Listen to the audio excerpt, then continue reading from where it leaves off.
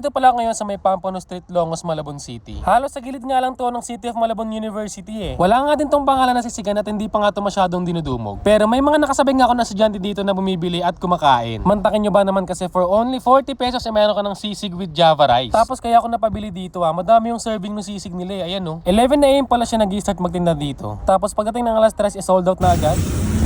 Boss, magkano yung sisig mo dito? 40 pesos lang po.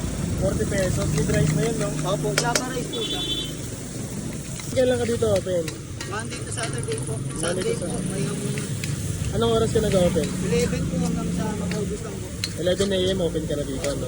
Bali ano po yun, nag-start po ako nun, pinakainan din po akong gantong sisig rice for only 35 pesos. Then nawalan po ako ng trabaho, natanggal po ako sa JNT. Tapos doon na po ako nag-start mag-focus sa pagtitinda ng sisig. Tapos po noon, nag-try muna ako mag-online. Nung nakuha ko na yung tamang